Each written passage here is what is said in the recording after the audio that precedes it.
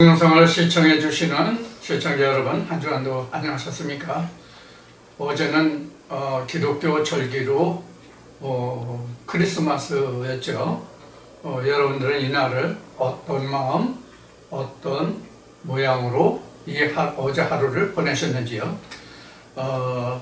그 날짜로는 기독교 종교의 절기로는 크리스마스가 지났지만 오늘 마침 요한복음 3장을 시작하게 되는데, 요한복음 3장 첫 시간인데, 요한복음 3장 이 첫 시간이 바로 거듭남에 관해서 기록을 하고 있습니다. 거듭남에 관해서 시작을 하고 있는 말씀입니다.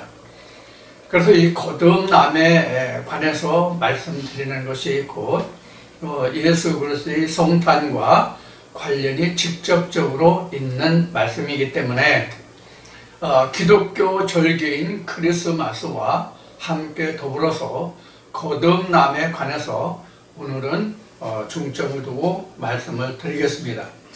물론 말씀은 요한복음 3장 1절부터 기록한 예수와 니고데모 간의 대화를 지금 요한복음을 기록한 사도 요한의 입장에서 우리는 이것을 어떻게 바라보고 있는지 이러한 모습을 살펴보기로 하겠습니다.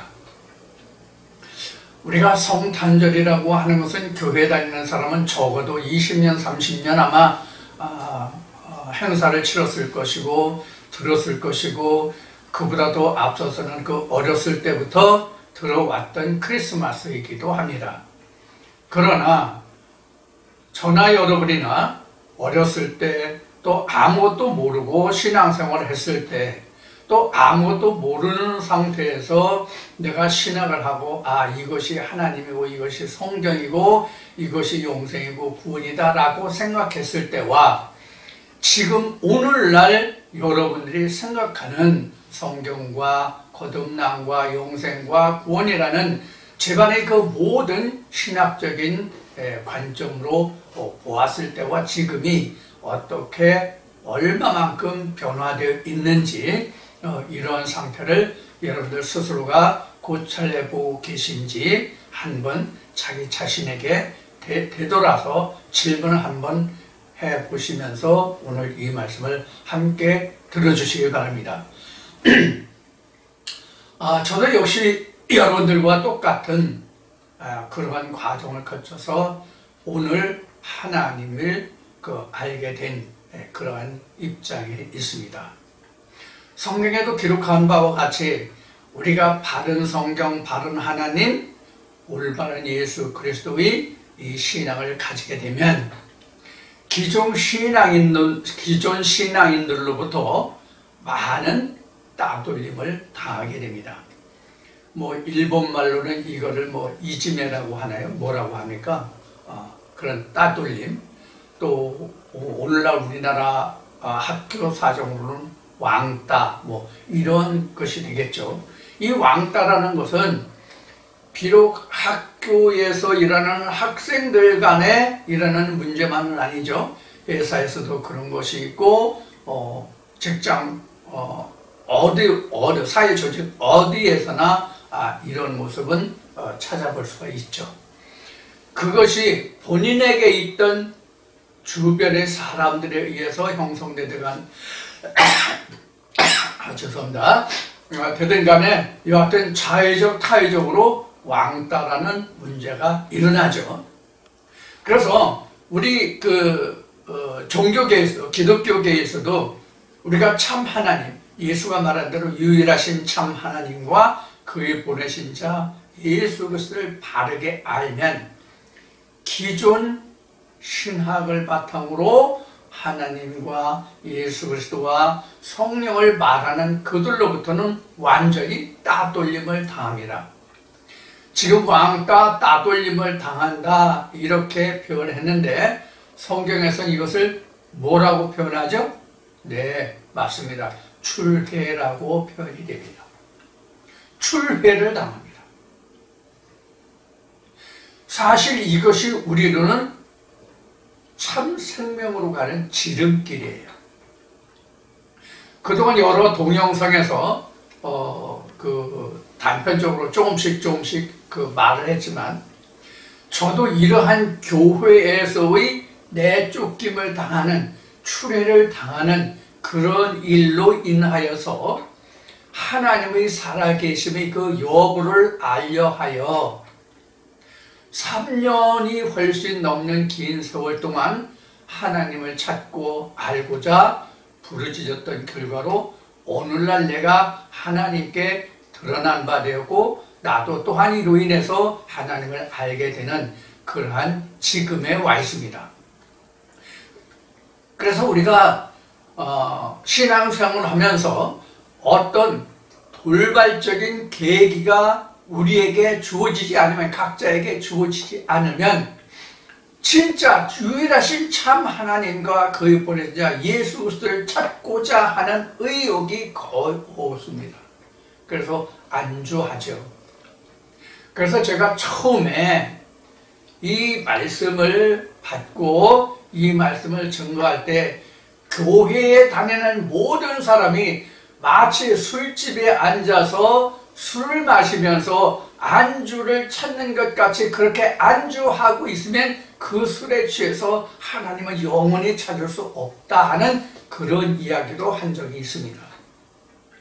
그러니까 술자리에서 찾는 안주는 술을 마시면서 속을 달래기 위해서, 술을 덜 취하게 하기 위해서, 자기 몸의 건강을 위해서 먹는 것이, 찾는 것이 안주지만은, 제가 거기서 안주라는 것은, 술이라는 것은 하나님의 묵은 포도주, 옛 포도주, 그 포도주에 취해서 거기에 편안히 여기가 좋사오니 하고 앉아있는 그 상태를 안주하면이라고 물론 말했던 것입니다. 우리도 마찬가지예요. 그래서 시편 말씀에는 나를 찾는 자에게 내가 나타나지 않겠느냐, 이렇게 말씀하고 계시죠. 그런데 우리는, 제가 그동안 여러 번 말씀을 드렸지만, 우리 많은 기독교인들이 하나님을 찾는다고 말하지만, 제가 표현한 방식대로 말하면 누구든지 다 하나님을 찾는다고 말하지 않는 사람이 없어요. 교회에 다니는 사람들 모두가 다. 그런데 그 자기가 바라보고 찾는 그 하나님이 진짜 성경이 말하는 성경적인 하나님표 하나님을 찾는 자가 많은 것이 아니라 자기 마음에 맞는 자기표 하나님을 찾는단 말이에요. 자기가 배운 수준, 자기가 알고 있는 성경의 지식, 기타 여러 등등을 포함해서 자기 마음에 합하는 그런 하나님을 찾아요. 그게 바로 자기가 어떤 교회에 적을 두느냐 하는 문제로 결정이 되는 거예요. 그래서 누구든지 지금 제가 말한 바와 같이 그런 과정을 거쳐서 어느 교회에 적을 두면 그 교회의 강단에서 흘러나오는, 그 목사 입으로부터 흘러나오는 모든 이야기가 자기 마음에 100% 스펀지에 물이 스며들듯 스며들어요. 그러면 진짜 하나님표 하나님을 찾는 사람의 모습은 어떠한 모습이냐? 항상 그 말씀에 대해서 꼬리표를 무는 거예요. 꼬리표를 다는 거예요. 과연 그러할까? 과연 그러할까? 이런 것이 우리로 하여금 어느 한 자리에 머물러 있게 하지 않고 그 발걸음 인도하고 그 발걸음 인도하고 그 발걸음 인도해서 점점 더 앞으로 나아가는 그런 결과를 가져오고, 그런 결과가 종국에 이르러서는 하나님께 도달하는 여정이 되는 거예요. 마치 모세가 바로의 궁전에서 쫓겨나지 않았으면 그가 미디안 땅에 가가지고 양치기를 하지 않았을 것이며, 그는 양치기를 하면서 양떼들을 먹이기 위해서 풀을 찾아다니고 물을 찾아다니고 하지 않았다면 하나님의 산에, 여호와의 산에 이를 수 없었던 것과 같아요. 이것이 성경에서 가장 먼저 나타난 뭐예요? 출애예요. 출애. 그래서 모세가 먼저 출애를 함으로써 히브리인들을 애굽 땅에 있는 자기 민족 히브리인들을 가나안 땅으로 인도할 수 있었던 계기, 원동력이 바로 모세의 출애굽이었죠. 우리에게 이것을 대입하면 그동안 1년을 다녔던 2년을 다녔던 얼마간의 신앙생활을 했던지 그 여부를 따지지 말고 그 많은 말씀들 중에서 하나님 말씀이 이게 아닌데 하는 그 무엇이라는 단 한 말씀이 자기를 꼬리를 물고 내 마음을 이끌어서 많은 말씀들을 찾을 수 있는, 그래서 하나님을 찾을 수 있는 계기가 되면 그동안 자기가 들어왔던 모든 말씀들을 다 출애굽시킬 수가 있어요. 이게 진짜 오늘날 각자 자기 자신에 있어서의 출애굽이요, 거듭남이요, 성탄절이요, 이것이 곧 우리가 하나님께 맨 처음 귀의리는 모든 죄사함에서 벗어나서 내가 하나님께로 입문하는 첫 번째 유월절, 이것이 오늘 지금 이 시간 여러분들과 나누고자 하는 뭐예요? 거듭남이요? 그 다음에 뭐예요? 이것이 크리스마스예요. 우리가 그 모세경을 보면 창세기에서부터 신명기까지가 그 모세 오경이잖아요. 창출 내민신에서 신명기까지가, 창세기부터 신명기까지가 모세 오경인데, 그 모세 오경을 통해서 레위기에 보면은 히브리인들의 절기가 상당히 많이 기록되죠. 가장 대표적인 게 이제 레위기 23장에서 26장 이르기까지 히브리인들의 절기가 아주 적나라하게 기록이 되죠. 이제 하나님을 섬기는 예법으로 나와 있는 건데, 그것이 우리가 하나님을 만나기까지의 예표란 말이에요. 예수가 내게 오기까지의 예표란 말이에요. 자, 그래서 우리가 지난 날을 돌이켜보면 크리스마스 하면 괜히 하나님도 예수 그리스도도 교회와도 전혀 상관이 없는 모든 청춘 남녀들이 그저 마음이 들떠서 그저 부어라 마셔서 해서 마시자 하면서 불륜으로도 가고 각종 일이 일어났던 그런 시절의 기억이 나요. 제 젊었던 시절에. 저도 그때는 하나님을 전혀 모르던 시절이었습니다만은, 오늘날은 어떤지 모르겠어요. 젊은 세대들이 오늘날은 어떤지 모르겠지만은 제가 젊은 시절엔 그러했거든요. 자, 그러면 이제 서두가 너무 길었습니다만 다시 본론으로 들어가겠습니다. 자, 과연 우리에게 성탄절이라는 것은 뭐냐? 성탄이라는 것은 뭐냐? 지금 이제 그 모세 오경 레위기를 말씀을 드렸는데, 우리가 그 모든 절기라고 하는 것은 예수가 오면 절기가 BC에서 AD로 바뀝니다. 그러면 우리가 가장 먼저 살펴보아야 할 것이 예수의 탄생 시기예요.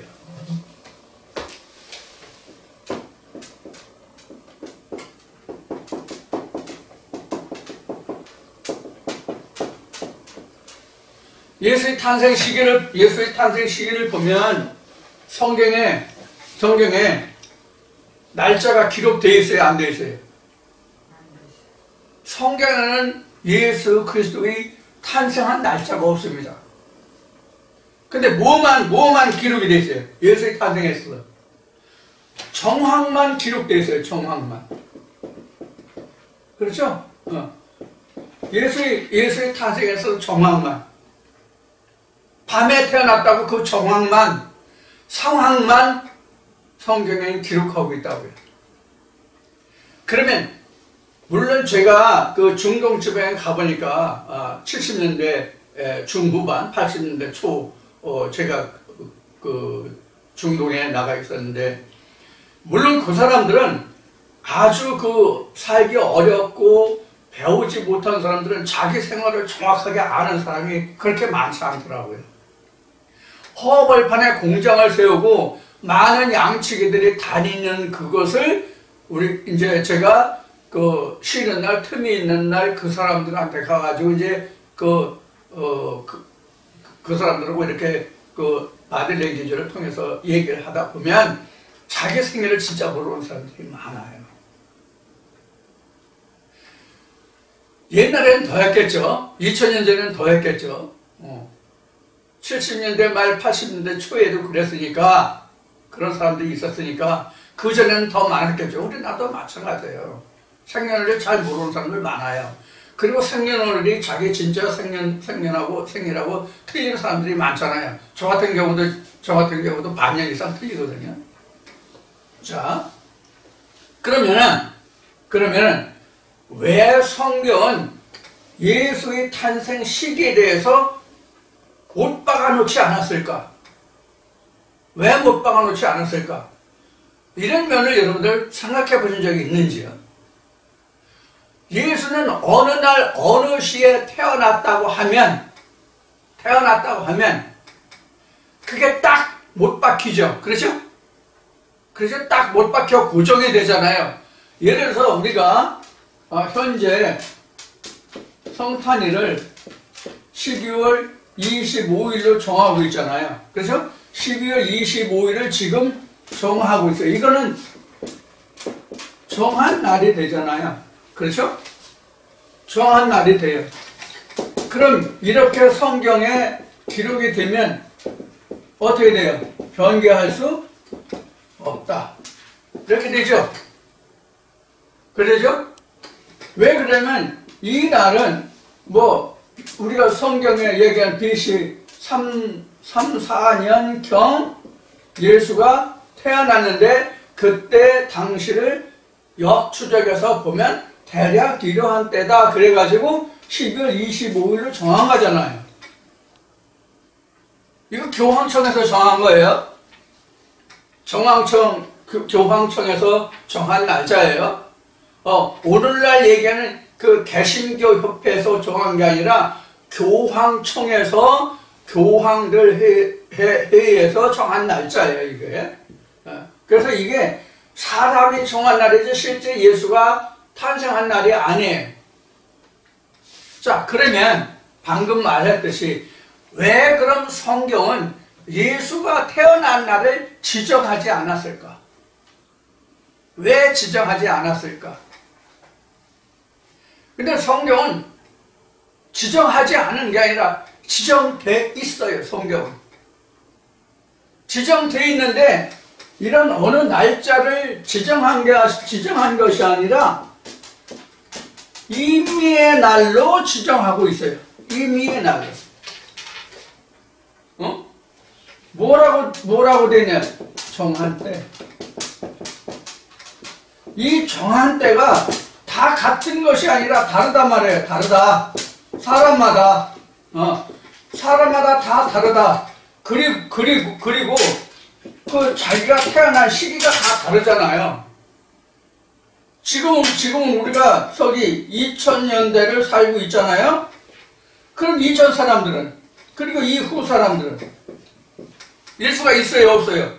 하나님이 있어요, 없어요? 똑같죠? 그래서 계시록에 기록한 바대로 지금도 계시고 장차 계시고 전에도 계시고 이렇게 돼 있죠. 예수 그리스도에 대해서 말하기를 시방도 계시며 전에도 계셨고 장차 오시리 이렇게 기록하고 있죠. 요한계시록 1장에. 자, 그러면 이 때가 세 때잖아요. 그러면 우리 앞 시대에도 예수 그리스도가 온 사람이 있고 우리 시대에도 예수 그리스도가 온 사람이 있고 그 후에도 예수 그리스도가 온 사람이 있어요. 그러면 예를 들어서 2000년 전이라고 얘기했어요. 2000년 전. 예수가 탄생한 2000년 전이라고 얘기합시다. 2000년 전. 현재. 장차 이렇게 있잖아요. 그러면 2000년 전에도 예수가 왔고 지금도 예수가 왔고 장차도 예수가 올 것이라는 그런 표현이잖아요. 그렇죠? 지금도 계시고 전에도 계셨으며 장차 오시리 그랬으니까 이 세 때에 다 들어있죠. 이걸 우리가 이제 그 학교 다닐 때 문법을 배우면 시제라고 얘기해요. 시제, 때. 어느 시기냐? 과거냐, 현재냐, 미래냐. 그렇죠? 그래서 여기는 과거, 현재, 여기 현재 되어 있고, 장차는 미래죠. 그렇죠? 자, 그래서 현재 이 말씀을 듣고 있는, 저와 함께 말씀을 듣고 있고, 나누는 이 시기는 지금 다 현재예요. 그렇죠? 지금 처한 우리의 입장이에요. 그러면 여기서 우리가 생각해 볼 것이 뭐냐면 2000년 전 예수, 또 2000년 전보다도 그 앞에 있잖아요. 그렇죠? 예수 때는 신약이니까 이 앞에 구약 시대 때는 예수가 있다 없다? 예수가 있다 없다? 있죠? 예수가 있죠? 예수가 없으면 구원이 없다는 얘기가 되니까 신약에서 말하는 것 같이 여기에서부터 성경이 꼬이기 시작하는 거예요. 예수는 2000년 전 유대 땅에 왔던 그 시대에부터 예수가 있었다라고 보기 때문에 성경이 꽈배기 됐다고요.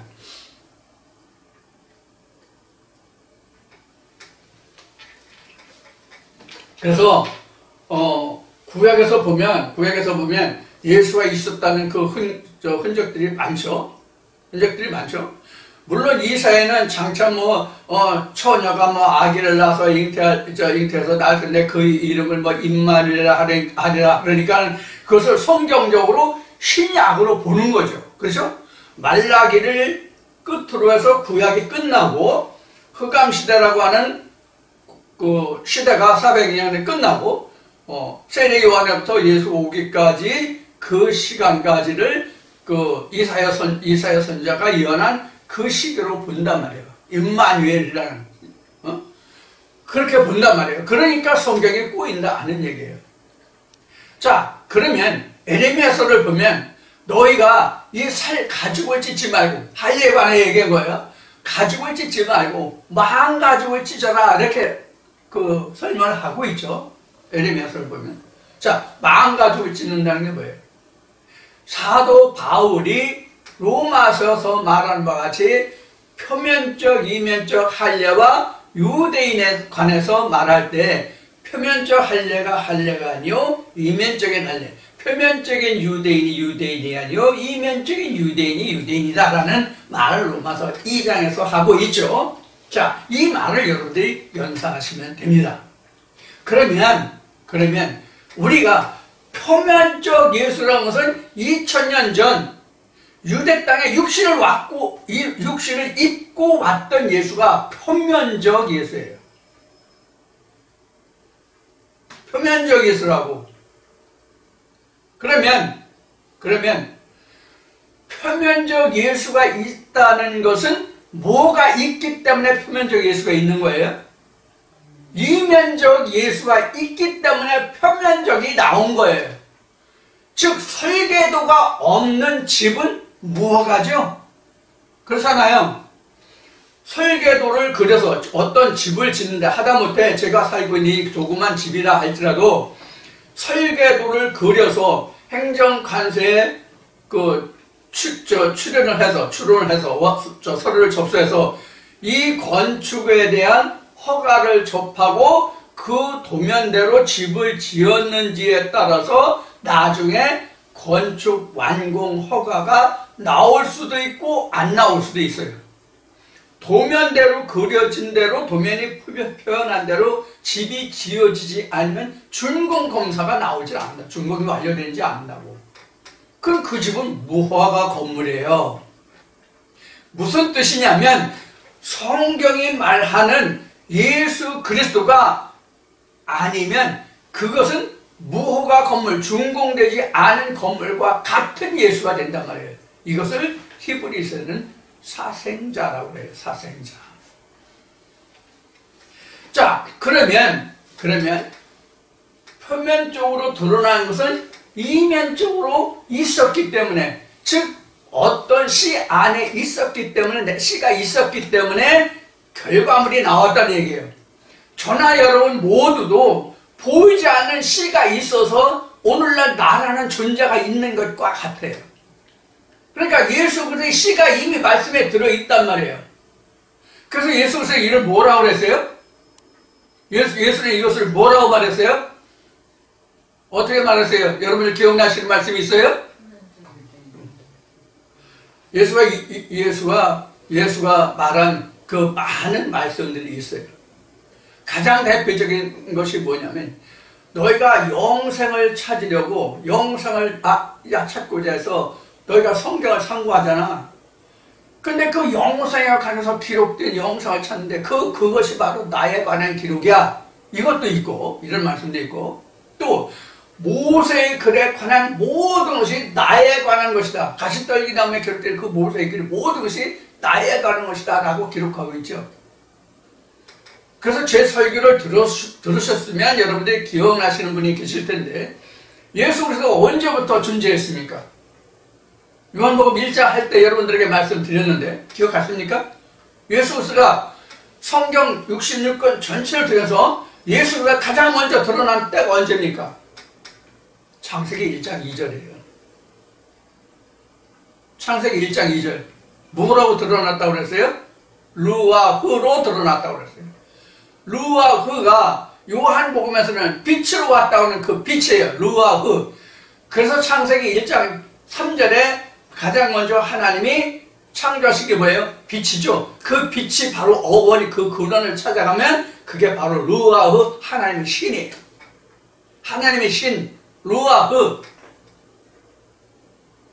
이게 요한복음 1장 1절 빛과 창세기 1장 2절에 그 하나님의 신 루와 흐를 70인역과 비교 분석해보면 여러분들이 그 뜻이 똑같은 말이구나 어원이구나 하는 것을 여러분들이 아실 거예요. 이미 복음서에 기록하고 있는 바와 같이 이미 예수 그리스도는 아버지 품속에 독생하셨단 말이에요. 이게 어디 있어요? 요한복음 1장 14절에 나왔잖아요. 1장 14절에서 18절까지 독생하신 그가 하나님 모든 것을 나타냈다고 기록하고 있죠.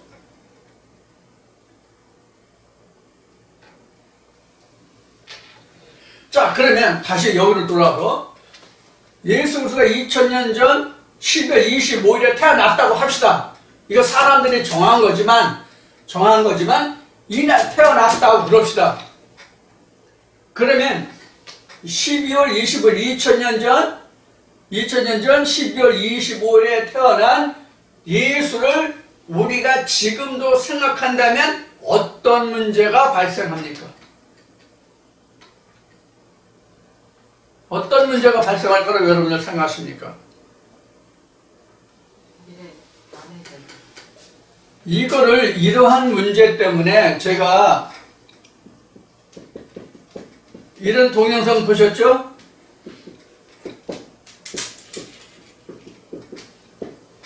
우상에 대한 예수 보셨죠? 우상에 대한 예수 보셨죠? 지금 모든 기독교계에서 교파를 막론하고 어느 교파든지 간에 심지어 천주교까지 물론 천주교에서 12월 25일을 정했으니까 당연하지만 12월 25일을 성탄일로 지키고 있잖아요. 그럼 이 날이 지금 얘기한 대로 픽스된 날, 고정된 날, 정한 날이 됐다면 이 예수가 2000년 전 예수 그 한 사람으로 국한이 되잖아요. 그러면 어떤 문제가 생겨요? 요한계시록에서 어떤 말씀이 있다고 그랬죠? 1장에? 지금도 계시고 전에도 계시고 장차 오시리.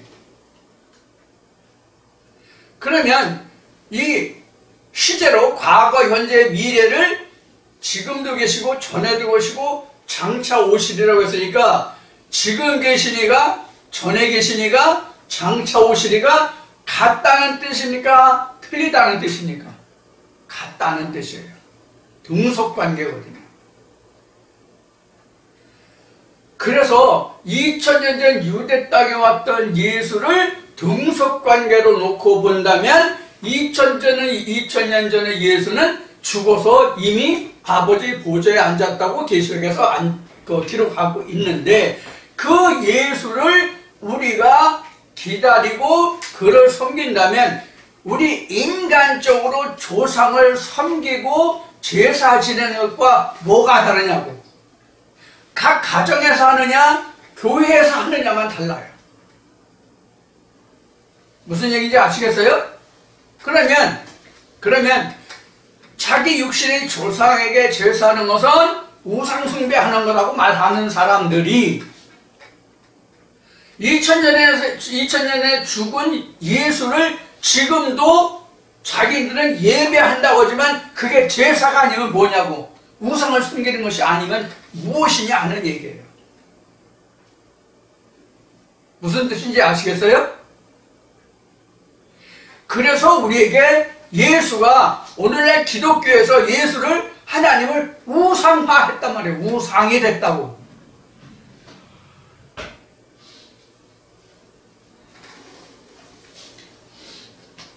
이거 기가 막힌 얘기예요. 여러분들 진짜 이 말을 심각하게 들으셔야 돼요. 지난번에도 말씀을 드렸지만 저와 같이 성경이 이러이러하다, 하나님이 예수가 성령이 이러이러하다라고 저같이 변론하는 자가 누가 있는지 여러분들 한번 찾아보세요.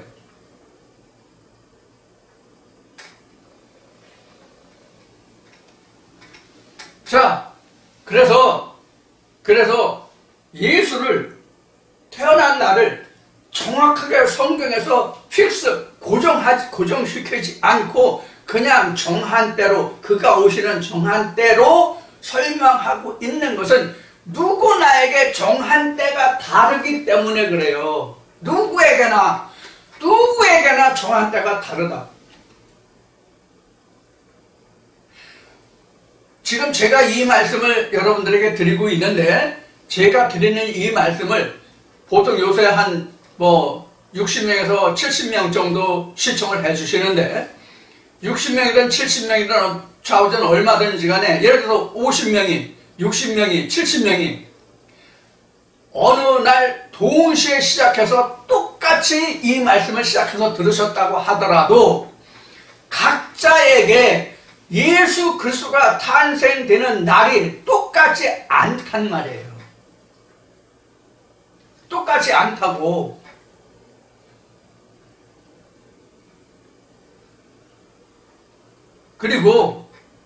그리고 각자에게 예수 그리스도가 내게 잉태되었다 할지라도 그 날을 내가 알지 못해. 그 날을 내가 알지 못한다고. 미지의 날에 예수 그리스도가 내게 잉태되는 거예요.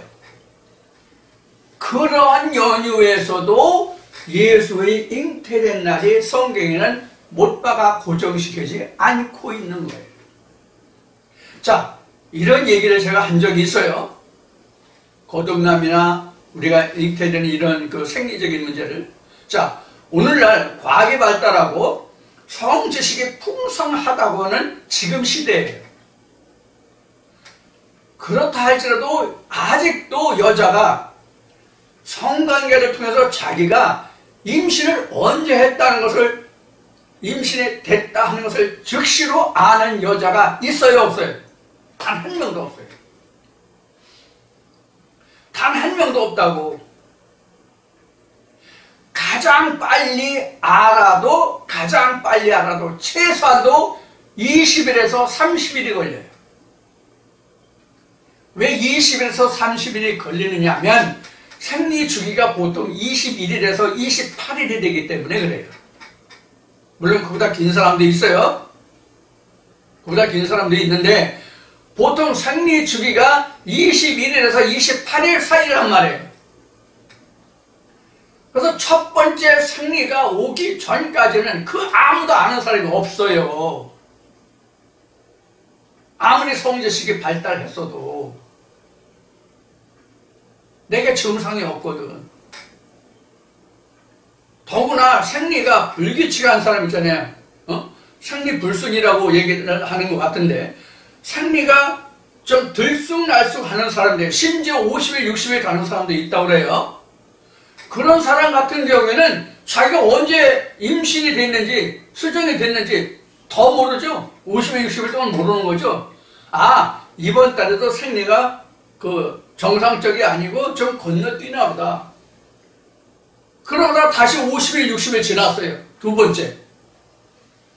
그때 다시, 그럼 내가 뭐한가? 그래서 병원에 가보면, 아니면 임신 검사 키트가 있다면요. 그 검사 키트를 해보니까 임신이 된 걸 알아. 그래서 병원에 가서 확인해보니까 벌써 4주 됐네, 5주 됐네 하는 이야기가 지금도 심심치 않게 들려요. 시골 구석에 살고 있어도 그런 얘기가 들려요. 지금도 그래요. 하물며 전에 어떻겠어요? 자, 이와 같이 사람이 인지할 수 있는 사람의 임신에 대해서도 이와 같이 우리가 바로 그 임신한 것을 알지 못해요. 임신한 것을 알지 못해요. 자, 자기가 언제 임신하는 것을 알지 못한다면 결국은 자기가 그것을 알아차리기까지는 시간이 걸린다는 뜻이죠. 성령도 이와 같아요. 성령도 이와 같다고요. 성경에 기록된 대로 그가 언제 오실지 몰라요. 그래서 세월이 지나다 보면 시간이 흐르다 보면 내가 임신했구나 하는 것을 알아요. 그렇죠? 그러면 우리가 성경의 복중에서 두 국민이 싸운다는 말씀을 우리가 창세기 25장인가 보면 나오죠. 자, 그와 같이 내가 잉태된 것을 알게 되면 우리가 영적으로 말하면 창세기 25장의 말씀이 가장 정확한 말씀이에요. 어떤 면에서 그 말씀이 가장 정확한 말씀이냐? 지금까지 내가 듣고 이것이 하나님이 주시는 영생의 생명 만나 하늘에서 내려주시는 만나라고 생각했던 말씀이 충돌을 하기 시작해요. 뭐와? 잉태된 말씀과 충돌을 하기 시작해요. 이것이 창세기 25장에서 두 국민이 태중에서 싸운다는 얘기예요. 그래서 먼저 된 자가 나중된 자를 섬겨야 한다는 말씀이 그래서 기록된 거예요. 이것을 얘기하자면 또 시간이 많이 걸리겠지만, 자, 여하튼 그래서 우리 속에서 이와 같이 말씀이 잉태되거든요. 그런 면에서도 정한 날짜를 잡을 수가 없는 거예요. 방금 전에 말씀드린 바와 같이 똑같은 날 같은 시간부터 말씀을 시작해도 그 잉태되는 시기가 다 다르다고. 세상에서도 같은 날 전혀 남녀 관계가 없는 수처녀 수총각 일지라도 똑같은 날 결혼했을지라도 그 똑같은 날 결혼했다고 해서 똑같은 날 임신하고 똑같은 날 출산하는 게 아니에요. 먼저 낳는 자도 있고 나중 낳는 자도 있고 훨씬 세월이 많이 흘러서 애를 낳을 수 있느니 없느니 하다가 7년 10년 돼서 애 낳는 사람도 있잖아요.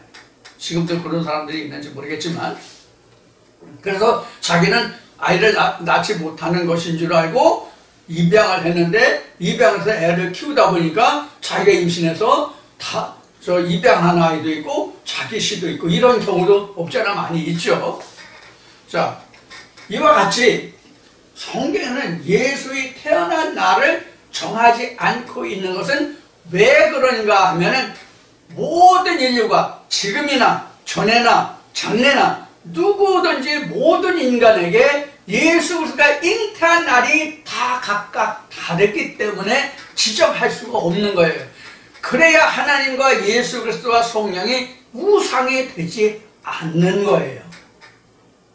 여기까지 충분히 이해하셨죠? 여러분들 지금까지 들어보지 못한 그런 말씀들을 오늘 여러분들이 듣고 계신 거예요. 자, 그래서 우리가 예수 그리스도 하면 2000년 전 유대 땅에 왔던 예수가 아니라 제가 이 우상이 된 예수 앞에 한 게 뭐예요? 예수의 종류를 했죠. 예수의 종류. 그러면 예수가 각 시대에 따라 틀려질 수 있다는 얘기는 뭐냐면 하나님의 말씀 안에서 신앙생활을 하면서 각자에게 드러난 예수가 다 각각 다르기 때문에 그렇다라고 지금 말씀을 드렸잖아요. 그렇죠? 자, 이거를 우리가 도표로 보면 이런 거예요. 그동안 여러분들이 많이 본 도표입니다.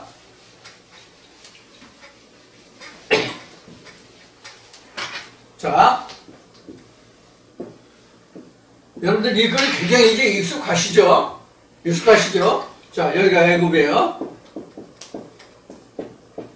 광야예요. 가나안이에요. 이제 이것은 하나님이 이스라엘 백성들에게 모세를 통해서 알려준 천국 여정이죠. 그렇죠? 이건 천국 여정이에요, 이게. 근데 우리가 애굽하면 이게 애굽이 우리는 애굽이라고 설명하고 있지만 이것이 히브리에 보면 이게 미츠라임이거든요. 미츠라임인데 이것은 함의 후손이 바로 아브라함, 이삭, 함 자손인가가 이게 미츠라임인가 그 시가 있어요. 지금 함이 확실히 맞는지 모르겠는데 지금 오래돼가지고 까먹었네요. 이게 창세기 5장을 지나서 그 후에 노아 역사 후에 이렇게 보면은 그 말씀이 나와요. 그래서 이 애굽 하면은 우리가 미츠라임인데 그 시들만 우리가 생각한다고. 역사적인 과거 그 시들만을 생각한다고. 그거는 바울이 로마서에 기록한 바대로 로마서에 기록한 바대로 그건 족보 이야기예요. 족보. 응? 족보 이야기라고. 족보가 뭐예요? 혈통이죠. 그래서 이 애굽 광야, 이 가나안이라는 것은 이런 족보 이야기가 아니라 하나님 구원 여정표란 말이에요. 하나님의 구원의 여정표가 바로 애굽 광야 가나안이에요. 그러면 우리가 일반적으로 보면 출애굽을 했다 하면 현재 출애굽을 정의하면 출애굽이 뭐냐면 교회 출석하면 출애굽했다라고 생각을 해. 교회 출석하면 출애굽했다고 생각하는데 교회를 출석하는 게 출애굽이 아니라 교회를 탈퇴하는 게 출애굽이에요. 앞에 말씀드렸죠? 교회를 탈퇴하는 게 출애굽이에요. 여기에서 산 자와 죽은 자가 가려져요. 여기서 산 자와 죽은 자가 가려진다고요. 자, 여기서 산 자와 죽은 자를 가려지는데 출애굽을 한 가장 먼저 나타난 자가 누구라고 그랬어요? 모세죠. 그렇죠? 근데 이 모세에게 붙은 자 중에서 누가 있어요? 여호수아와 갈렙이 있죠. 그 나머지지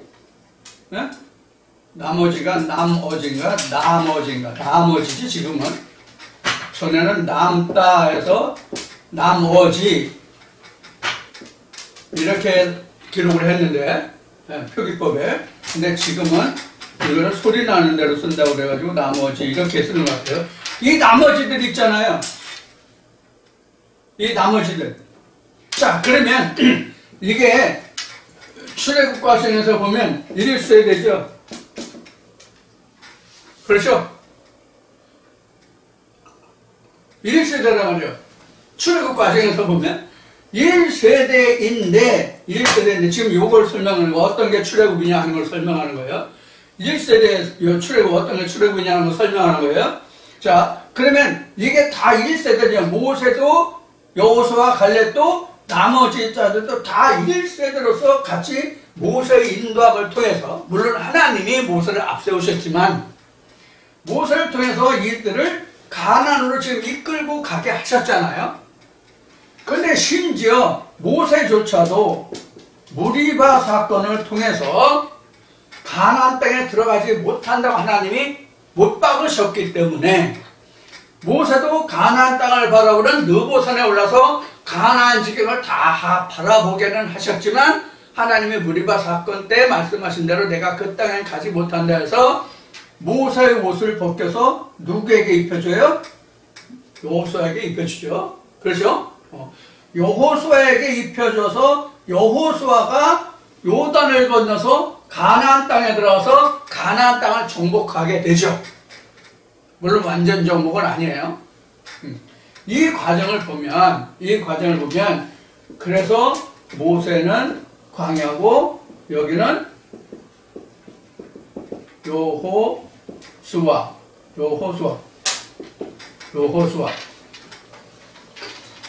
이렇게 됐단 말이에요.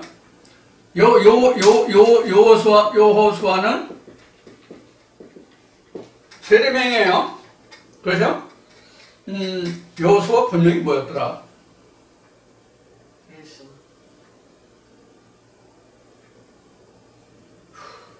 이거는 생각이 안 나네.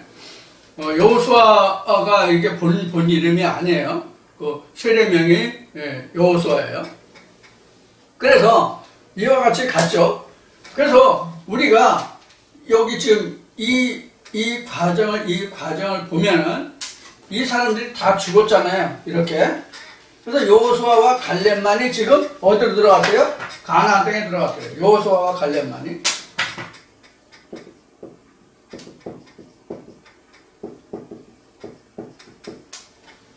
여호수아와 갈렙만이 가나안 땅에 들어갔는데 이 사람들만 모세를 전적으로 추종했죠. 그렇죠?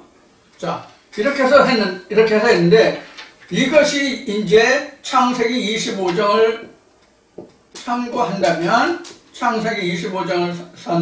한다면 이건 에서와 야곱이죠. 그래서 야곱은 이렇게 됐다는 것 같은 뜻이에요. 그래서 1세대가 광야에서 다 죽었잖아요. 1세대에서 광야에서 다 죽고 2세대가 요단강을 건너서 여리고평에 도착을 했죠. 여기서 다시 뭐가 나타납니까? 할례죠. 이 할례 다음에 뭐가 옵니까?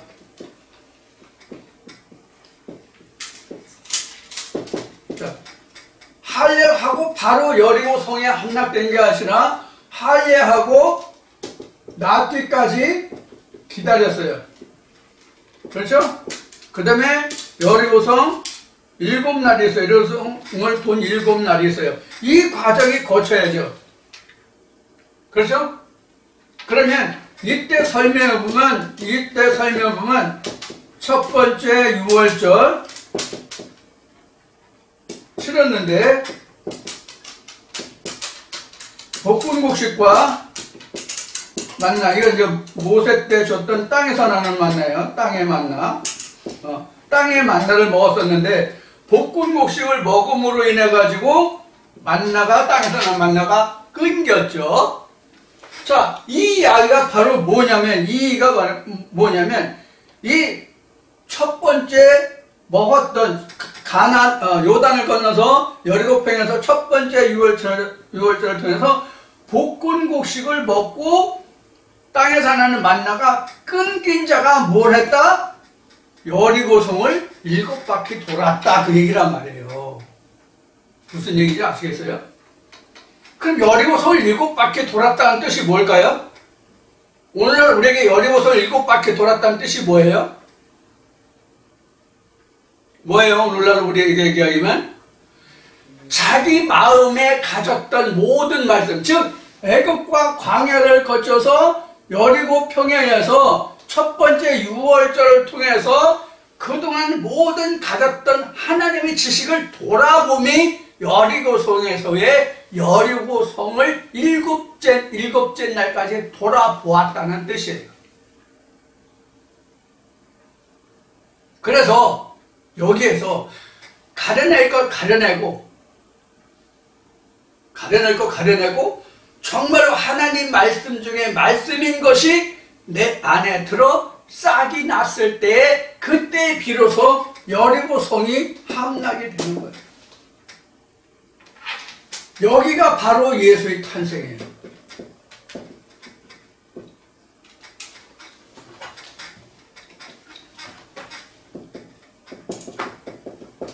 여기가 예수의 탄생이에요.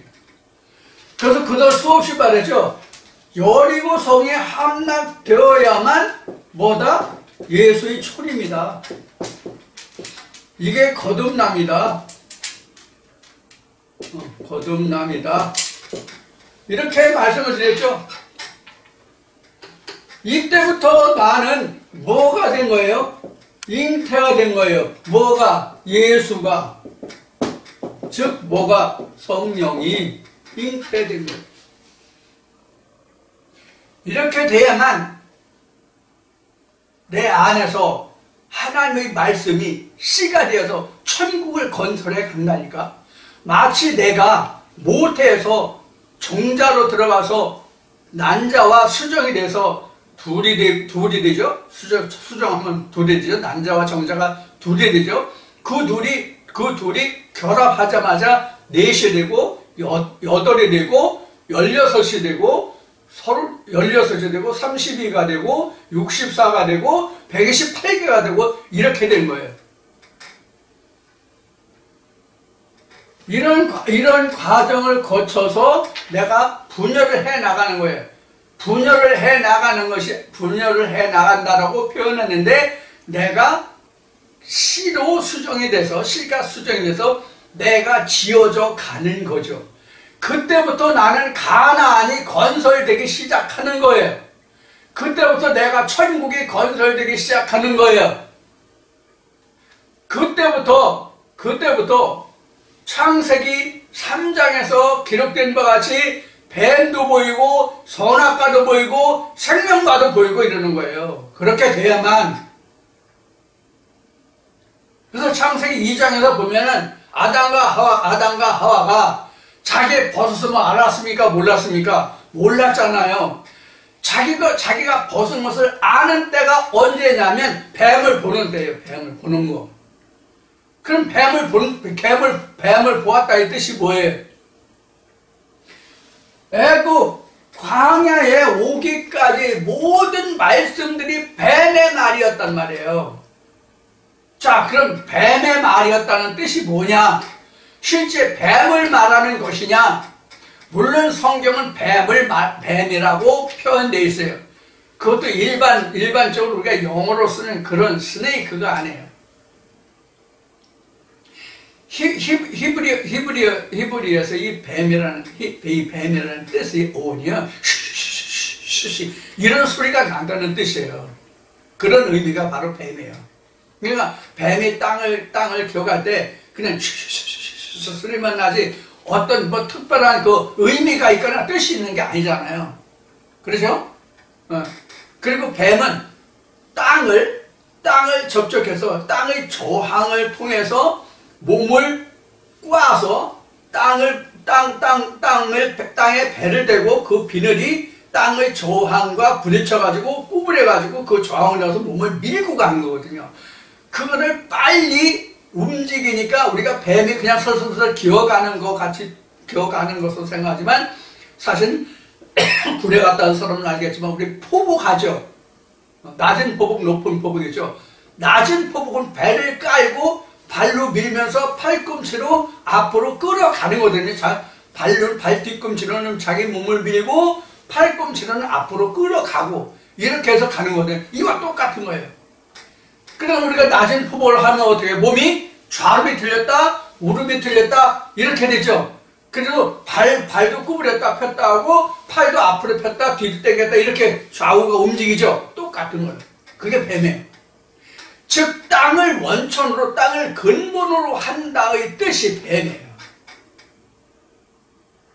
뱀이 실제 생물의 뱀이 아니라 그래서 영어에서 뱀이라는 얘기는 성경에 표현한 대로 하나님이 지으신 모든 것들 중에 뱀이 가장 간교하더라 이렇게 돼 있죠.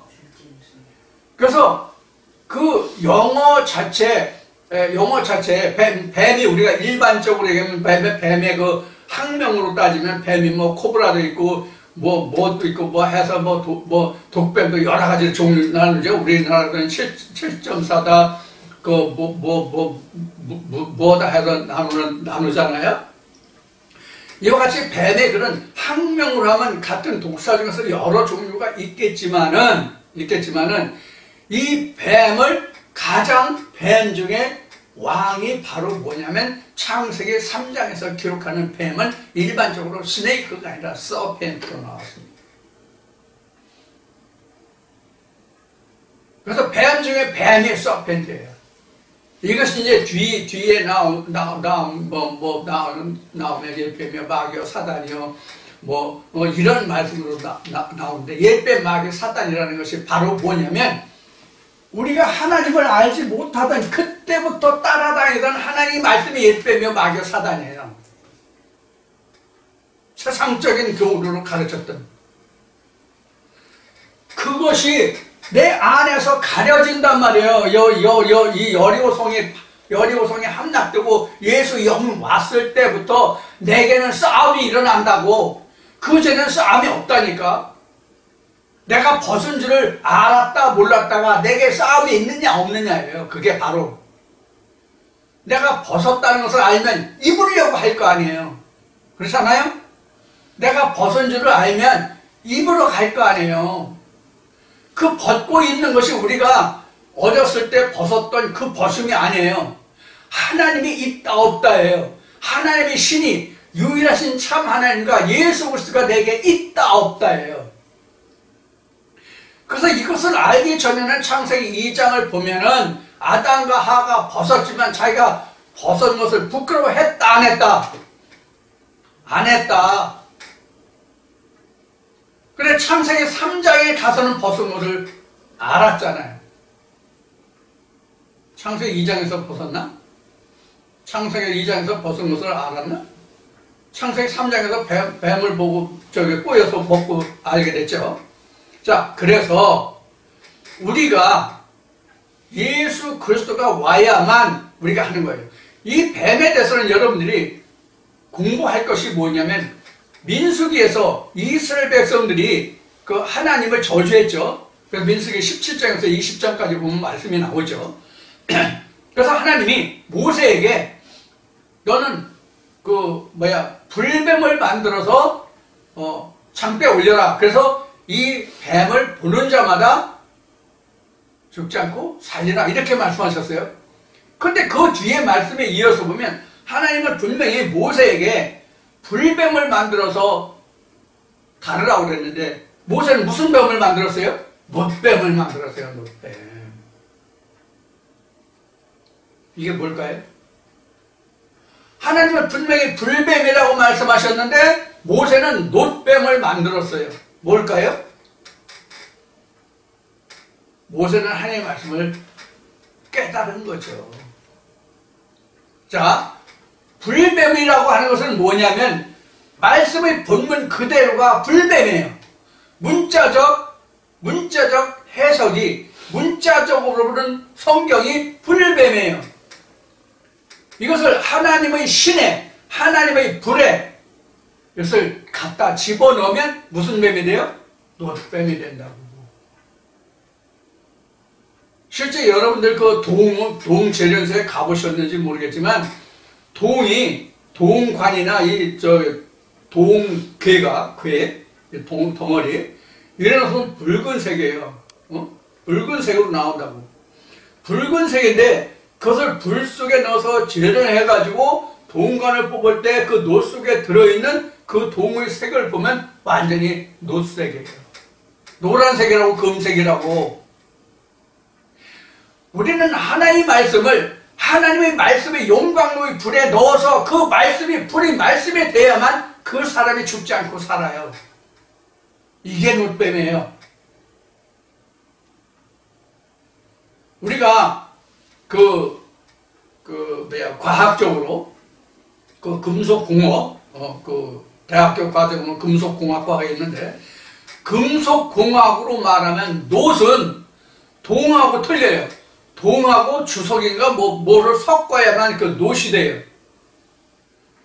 그러나 성경에서 말하는 놋은 그런 그 합금된 두 가지 성분이 들어간 그러한 것의 놋이 아니고 동을 불 속에 넣어야 돼요. 똑같은 순수한 동인데 그 동을 불 속에 항상 넣고 있어야 그 말씀이 붉은색이 안 돼요. 여러분 붉은색 하면 생각나는 게 뭐예요? 스가랴 6장과 계시록 6장에서 붉은 말 나오죠?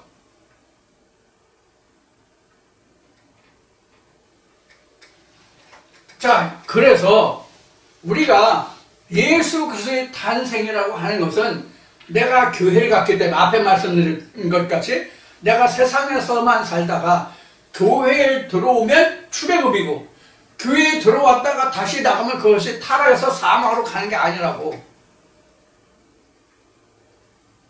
오히려 교회에 다니다가 어떤 것으로 인해서 교회에 대해 염증을 느껴서 나온 사람들 중에 오히려 하나님께 가장 먼저 선착할 수 있는 하나님의 백성이 나올 수 있다. 그래서 제가 여기서 생각한 게 제 신학 시절을 한번 생각해 봤어요. 무엇을 생각했냐면 일반적으로 고등학교를 졸업하고 대학교를 지나갈 때 자기가 처음부터 신학과나 신학대학을 지망하는 사람이 있는가 하면 좋은 대학교에 지원을 했다가 거기서 탈락해가지고 신학대학을 지원하는 사람들도 있고 참 다양하더라고요. 제가 이제 그 목사 안수를 받고 목회자들, 목사들 세계에 들어가서 여기도 가보고 저기도 가보고 이런 교육 저런 교육 하는데 몇 군데 쫓아다니다 보니까 그런 사람들이 참 많더라고요. 그런데 그런 사람들만 목사가 되는 것이 아니라 각 교단마다 교단에서 운영하는 교단 신학이 있어요. 이걸 우리가 일반적으로 군소신학 이렇게 하죠. 4년제 대학은 문교부에서 정상적으로 대학교를 인가받았기 때문에 4년제 대학교를 수료한 그런 수료증이 나오는 것이고 일반 그 교단에서 하는 것은 문교부 자격이 주어지지 않는 그런 이제 신학이에요. 저 같은 경우는 이런 군소신학의 출신입니다만은 저는 신학을 한 것이 내가 꼭 신학이 필요해서 하긴 했지만 그 신학의 허울을 입으려고 한 것도 사실은 아니에요. 그래서 제가 이 말씀을 가지고 복음의 문을 열려고 하니까 걸림돌이 되는 게 목사라는 타이틀이어서 할 수 없이 망설이다가 그것도 참 오랫동안 망설였어요. 망설였다가 결국은 신학을 해서 이제 군소신학을 했는데 일반 정규 4년제 신학교나 신학과를 간 사람들과 또 일반 군소신학을 통해서 목사 되는 사람들의 성격을 파악해보면 오히려 군소신학을 지원하는 사람들 중에서 나름대로 체험이나 경험이나 성경관이 좀 다르다는 것을 알 수가 있었어요. 그래서 앞에 안주라는 말을 했는데 그래서 어떤 교회에 가서 자기 마음에 합하는 교회에 가서 그냥 계속 있는 사람들은 그 사람들은 발전이 아주 없어요. 전혀 없어요. 오히려. 그런데 이 교회 저 교회 전전하면서 이건가 저건가 찾고 구하는 사람들 중에서 그래도 뭔가 알아보아야 되겠다라고 생각하는 사람들이 대체적으로 군소신학에 많아요. 그러니까 나름대로 체험을 많이 하는 사람들이 군소신학을 많이 찾아요. 그래서 저는 이렇게 말해요. 차라리 이거 저거 자기가 선별하기 힘들면 그저 말썽 많은 교회를 가라. 2단이다 3단이다 이런 교회를 가라. 그럼 차라리 거기서 듣는 것이 오히려 들을 것이 있다. 이런 얘기를 해요. 그건 사실이니까. 제가 지금까지 겪어보니까 그래요. 자, 그래서 우리가 신학을 통해서 우리가 거듭남이라든가 이런 것을 말할 때는 앞에 얘기한 것이 교회에 출석하면 출애굽을 한 것이고 그것이 곧 교회에 나와서 공과를 하고 뭐 안수 집사도 세례도 받고 안수 집사도 되고 안수 집사가 이제 그 임명 집사가 있지만은 일반 교회에서는. 근데 사실 집사나 이런 것도 목사가 하는 게 아니죠. 사실은 예수 그리스도를 인해서 하는 건데 교회에서는 목사가 직권으로 하죠. 저도 그런 시절이 있긴 있습니다만 사람들이 있기 때문에 사람들이 모임에서는 그런 것이 때에 따라서는 필요하더라고요. 자, 차치하고, 자, 그래서 우리가 이런 과정을 거쳐서 우리가 여리고성을 넘어서야만 우리가 거듭남, 즉 내가 하나님의 아들로 잉태되는 순간이에요. 그러면 내가 여리고성을 함락시켰다 그러면 내가 바로 거듭난 것을 아느냐? 절대로 그렇지는 않아요. 앞에 말씀드린 바와 같이 한참 시간이 지나면, 그것도 사람에 따라 다르지만 한참 시간이 지난 후에야 내가 거듭난 것을 알게 돼요. 자, 지금까지 말씀드린 것이 바로 크리스마스에 관한 거예요. 그래서 우리가 기독교 절기로는 크리스마스가 매년 2000년 전 예수 그리스도가 유대 땅에 태어났고 왔다는 그날을 지정한 12월 25일이지만 이러한 크리스마스를 지키고 그것이 크리스마스라고 한다면 이것은 예수를 하나님을 우상화하는 것이다. 그러면 오늘날은 어떤 것이 크리스마스냐? 각자 자기에게 와 있는 I am that I am 속에 들어있는 예수 그리스도를 발견한 자, 그 자가 바로 크리스마스 성탄에 이른 자요. 그 자는 그 크리스마스가 매년 돌아오되 자기만의 크리스마스가 되는 거예요. 그러니까 오늘은 2021년 12월 26일인데 오늘이 크리스마스인 사람도 있고, 공교롭게도 어제 12월 25일인데 12월 25일이 크리스마스인 사람도 있고, 다만 2000년 전이 아니라는 것뿐이죠. 그리고 장차 또 2022년, 2023년 이렇게 올 사람도 있고, 이미 지나서 2020년, 2019년 그 이전에 온 사람도 있겠고, 이렇게 봐야 맞죠. 그럼 그 크리스마스는 I am that I am 속에 들어있는 예수가 각자 자신에게 왔기 때문에 그 크리스마스란 말이에요. 그러니까 우리가 하나님 안에서 크리스마스를 맞이했다고 하는 것은 육신적인 생일이 있고 하나님 안에서 하나님 나라의 생일이 있고 두 가지 생일이 있다, 이렇게 생각하시면 돼요. 그래서 영적으로 내가 하나님의 아들로 잉태된, 그리고 그 아들이 요한 1서 5장에 기록된 대로 아들이 나음을 받는 그날이 자기의 진짜 크리스마스가 되는 거죠. 자, 여기서 한 가지 중요한 거, 지금 말한 거예요. 내가 지금 예수 그리스도 잉태돼서 내가 하나님 나라를 지금 계속 어디 가요? 침례에 가요. 이 침례가 언제 끝나요?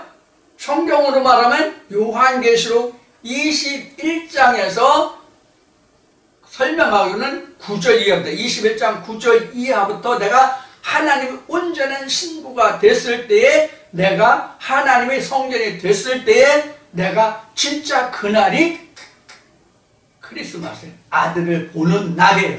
아들을 출산하는 날이에요. 그래서 우리가 잉태된 날이 생일이 아니라 내가 세상에 낳은 날이 생일이잖아요. 그럼 내게는 생일이 3개야, 따지고 보면. 영적으로 보면 3개예요. 육신적까지는 4개예요. 육신으로 날 생일 하나, 육신으로 날 생일 하나, 그 복중으로 내가 처음 거듭난 여리고성을 함락시킨 날, 그날 잉태된 날, 그 다음에 그 요한계시록 21장 9절에 하나님의 신부 온전히 그 날에는 영적으로 아들을 출산한 날, 또 진짜는 언제냐면 장막을 벗고 아버지의 보좌에 이르는 날, 이게 진짜 내가 출생한 날이에요. 그래서 성경은 우리가 이 세상으로 출생은 내가 앞으로 자라가야 되잖아요. 그렇죠? 성장해 가야 되잖아요. 근데 실제 성경에서 출생이라고 하는 날은, 진짜 성경에서 말하고 있는 출생이라고 하는 날은 아버지 보좌에 이르는 날, 장막을 벗고 예수 그리스도가 아버지 보좌에 가서 앉았다고 하는 바와 같이 우리도 아버지의 보좌에 앉는 그 날이 진짜 나의 크리스마스예요. 자, 오늘 여러분들 이 말씀을 들으시면서 어떤 생각을 가지실지, 어떤 생각을 하시게 될지 궁금하네요. 제가 늘 이 말씀을 증거하면서 마음속으로 가지는 것이 뭐냐면, 여러분들 얼굴과 얼굴을 보고 이 말씀을 증거하는 것이 아니라, 지금 이게 일종의 그 전파 매체를 타고 하는 거잖아요. 전파 매체를 타고 하는 거기 때문에 여러분 얼굴과 얼굴을 보지 못하니까 여러분들이 지금 제가 전하는 이 말씀을 어떻게 받아들이는지, 여러분들이 그 분위기를, 그 얼굴의 모습을, 듣는 그 상황을 전혀 볼 수 없기 때문에 여러분들이 어떤 상태로 이 말씀을 받아들이시는지, 어떠한 것이 궁금한지, 내가 진짜 말하고 있는 것 중에 여러분들이 알아들을 수 있도록 충분히 설명을 했는지, 무엇을 더 보충해야 될지, 어떤 것은 어떻게 더 설명을 해야 될지, 이것을 제가 전혀 모르기 때문에 정말로 답답해요. 그래서 여러분들에게 댓글을 남겨주십사라고 부탁하는 부분이 바로 그거예요. 여러분들이 들으시는 각도가 다 똑같지 않아요. 들으시는 분량이 다 같지 않아요. 이해도가 다 같지 않아요. 색깔도 틀리고 모양도 틀리고 크기도 다 틀려요. 그렇기 때문에 나는 이런 모습, 저 사람은 저러한 모습, 그 사람은 그러한 모습으로 보기 때문에 그런 것을 제가 짐작을 할 수가 없어요. 얼굴과 얼굴을 보고 오프라인으로 하면 바로 반응을 볼 수 있으니까, 아, 저 사람은 이해하고 있구나. 아, 저 사람은 이런 거에 대해서 이런가 보다. 저런 것에서 저런가 보다라는 것을 이렇게 파악을 할 수 있는데, 얼굴 보고 하면 그렇지 않기 때문에 그런 면이 답답하다는 얘기예요. 그래서 댓글을 남겨주십사, 좋아요를 눌러주십사, 구독을 해주십사라고 부탁드리는 거예요. 오늘도 여러분들이 동영상을 보시고 여러분들에게 도움이 되셨으면, 그리고 다른 분들도 들었으면 좋겠다고 생각되시면 오늘도 추천 버튼을 많이 눌러주시고요. 혹여 구독을 하지 못하신 분이 있으면 구독도 신청해 주시면 고맙겠습니다. 제게는 많은 힘이 될 겁니다. 그런데 구독을 하신 분들 중에 구독을 했다가 또 구독을 또 눌러가지고 구독이 끊겼다 하는 분들이 많이 있는 것 같아요. 나타나는 현상으로 보면 그래요. 아니면 들어오셨다가 이 사람이 하는 얘기는 들을 게 없다고 해서 그냥 다시 나가시는지는 모르겠지만 저 사람이 여하튼 그렇게 하고 있습니다. 오늘 이 영상도 다시 말씀드리거니와 여러분들에게 추천과 구독을 많이 부탁드리고 잠시 쉬었다가 다시 시작하겠습니다. 감사합니다.